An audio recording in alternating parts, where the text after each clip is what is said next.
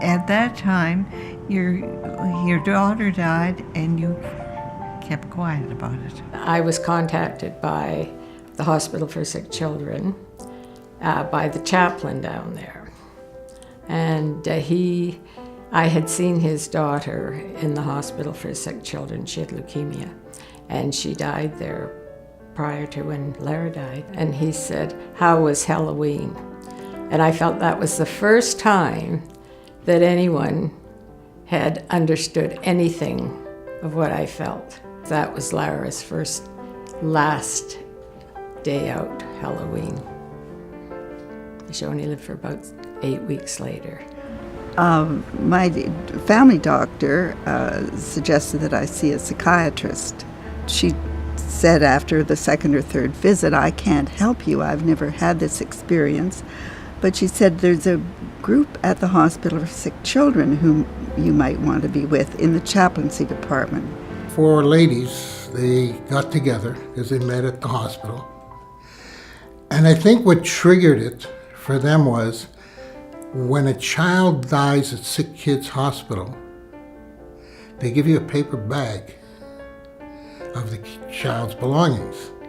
And you go out to the parking lot, nobody takes you there, you have the keys to your car, and they've just been told your child is dead.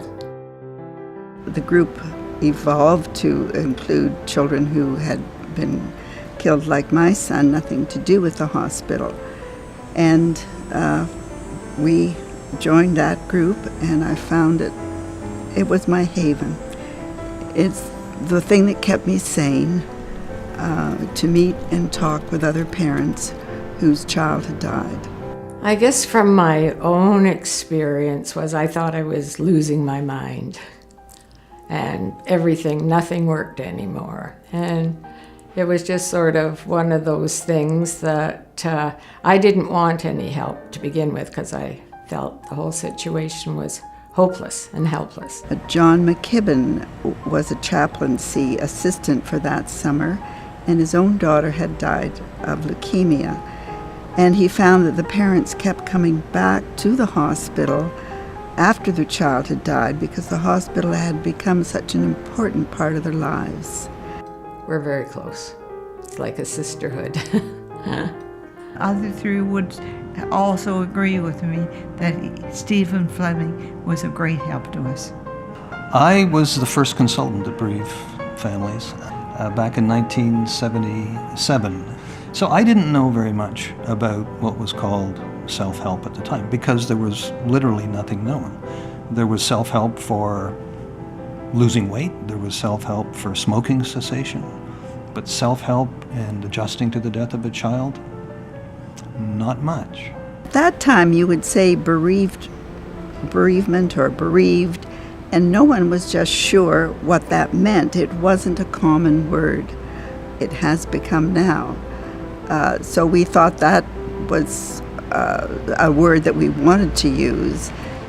My mother joined the organization, and we started to see how it was unfolding and the friendships that she was making and the progress she was making with 3 other founding women. And they decided at a certain point that these siblings could use some support in a great way, and brought us all together. And we're able to talk about issues that we just were feeling and didn't want to bring up to our parents or bring up to our friends. So it was a wonderful outlet for us to go to. The infant loss program was just getting quite well developed.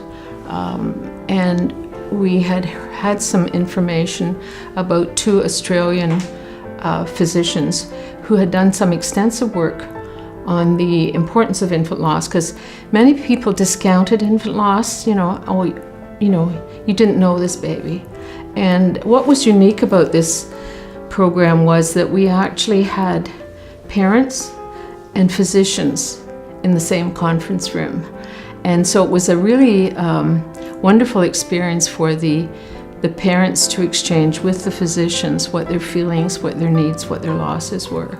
I don't think in the early 80s, when I had finished my professional training, there was much in the way of help for people who were bereaved. when bereaved parents or bereaved spouses came and met with another bereaved spouse or parent, the primary thing that they got was a sense of hope. And I think Bereaved Families was very committed to providing both a place for people to grieve, where that was the mandate of the organization. Also a permission for people to grieve. I was particularly moved and inspired by witnessing the passion and the level of commitment that this group of grieving parents and families had. I was probably only one of a couple of people that sat at that table not being a bereaved parent. And so, you were frankly in awe of their personal strength to allow them to come to the table, contribute, participate in these sessions that serve to help grieving families of all sorts that took avail of the services provided by BFO-Toronto. We benefited so much from the group that the four of us, Diane, Irene, and Marilyn, and me, we decided we had to continue. And we didn't know how we were going to continue, but we were going to continue. And continue we did.